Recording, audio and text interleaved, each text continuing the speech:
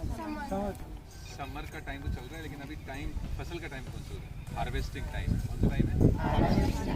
Agriculture practices जो farmer activities करता है। पहले सॉइल को प्रिपेयर करेगा, सॉइल को प्रिपेयर किया, फिर सोइंग ऑफ सीड्स को लगाएगा। फिर क्रॉप को क्या चाहिएगा? न्यूट्रिशन चाहिए। हम किसके रूप में देते हैं? वो मैन्योर और फर्टिलाइजर्स डालते हैं। मैन्योर फर्टिलाइजर डालने के बाद उसको वाटर की रिक्वायरमेंट। तो इरिगेशन करने के बाद एक चीज़ और मैं बताने के लिए आपको यहाँ लाया था। इरिगेशन करने के बाद एक काम और करते हैं, protection of crop. Protection of crop क्या होती है? फसल को बचाना। अब एक तो वाइल्ड एनिमल से बचाना, वो चलो यहाँ बाउंड्री है अपने चारों तरफ। बाकी आजकल लोग क्या कर देते हैं? इनसर्कल कर देते हैं वायर से, ताकि जंगली जानवर ना आए, वाइल्ड एनिमल। दूसरा है अनवांटेड प्लांट से बचाना। अनवांटेड प्लांट दिखाऊँ मैं आपको। ये अनवांटेड प्लांट्स है। देखो ये जो प्लांट है ना, ये अनवांटेड प्लांट्स है। क्या ये प्लांट सही है हमारे को? इसमें क्या इसकी रिक्वायरमेंट थी हमारे को? हमारे को सिर्फ मेन क्रॉप की रिक्वायरमेंट थी। ये क्या है? Unwanted plant. क्या बोलते हैं इसको? जिसका नाम है वीड। अब बहुत सारे वीड होते हैं जिसको हम घास के रूप में बोल देते हैं, घास नीचे होता है, तो हमें उसको हटाना होता है। अनवांटेड प्लांट्स को, जिनको हम वीड्स बोलते हैं, तो इसमें केमिकल भी डाल देते हैं, स्प्रे भी कर देते हैं, इनको हटाना होता है। अगर ये रहेंगी तो मेन क्रॉप कम होगी, क्योंकि इनका न्यूट्रिशन कौन ले जाएंगे? ये वीड्स ले जाएंगे, तो इनको हटाना पड़ता है। फिर आता है हार्वेस्टिंग का टाइम। अभी देखो उधर अपनी क्या चल रही है? हार्वेस्टिंग कर रही है। वो कम्प्लीटली वहाँ पर क्या है? हार्वेस्टिंग चल रही है। और हार्वेस्टिंग पूरी हो जाएगी, इनको एक जगह कलेक्ट करेंगे, और फिर क्या होगा? थ्रेसिंग बोलते हैं उसको। क्या बोलते हैं? थ्रेसिंग। थ्रेशर मशीन होती है जिसमें ये पूरा जाएगा।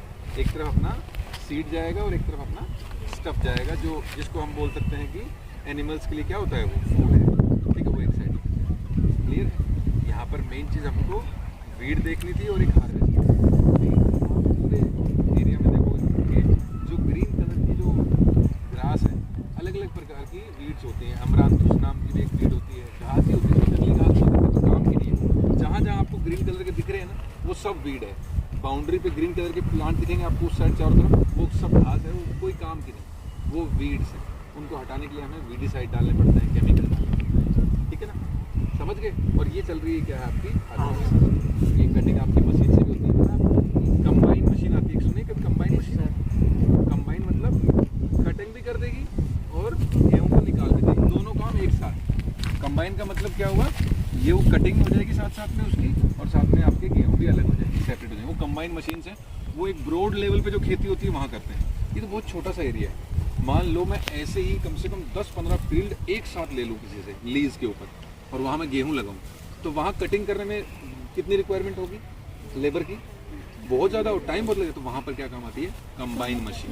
वो हम आपको स्मार्ट क्लास में दिखाएंगे। कंबाइन मशीन की पिक्चर जो होती है हमारे पास, या कैसे काम करते हैं, वो वीडियो के थ्रू आपको समझाएंगे कि कंबाइन कैसे काम करती है। ये एक नॉर्मल कटिंग हो जाएगी, उसके बाद थ्रेसिंग होगी। अच्छा, पूरा निकलने के बाद क्या होगा? हम वीट को पैक कर देंगे किसमें? सिलोज में। सिलोज या गनी बैग्स बोल सकते हैं। गनी बैग्स, जिसको आप बोरी बोलते हैं, गनी बैग्स बोलते हैं, या बोरी बोलते हैं, उनको गनी बैग्स बोलते हैं। उनमें पैक करके हम उसको स्टोरेज कर देते हैं, ताकि बाद में हम उसको सेल आउट कर सकें जिस हिसाब से अपने रेट में। क्योंकि लास्ट पर्पज किसान का क्या है? तो खाने के लिए क्या है? समझ गए कि नहीं समझ गए? ठीक है ना। अब देखो ये एक और देखो आप, ये फसल का एक छोटा सा टुकड़ा लेते हैं अपन। ये है फसल, ठीक है। और ये थ्रेसिंग करने के बाद, थ्रेसिंग करने के बाद क्या होगा? थ्रेसिंग करने के बाद ये होगा, देखो, ठीक है। ये देखो, ये इसमें से सीड्स आ गए बाहर, ये सीड्स आ गए, ठीक है। और ये इसका वेस्टेज अलग हो जाएगा। क्लियर है? ये सीड्स है और ये अलग हो जाएगा। और ये किससे हो काम? थ्रेसिंग से होगा। किससे काम होगा? थ्रेसिंग से होगा, ठीक है। ये आपका वीट का कंप्लीट पार्ट होता है। इसमें से दो पार्ट अलग अलग हो जाते हैं। एक तो आपका सीड वाला पार्ट हो जाएगा और अलग से, और एक बाकी वेस्टेज है, जो एक तरह से एनिमल्स के लिए न्यूट्रिशन है, फूड, यही है, ठीक है। इसको चारा बोलते हैं।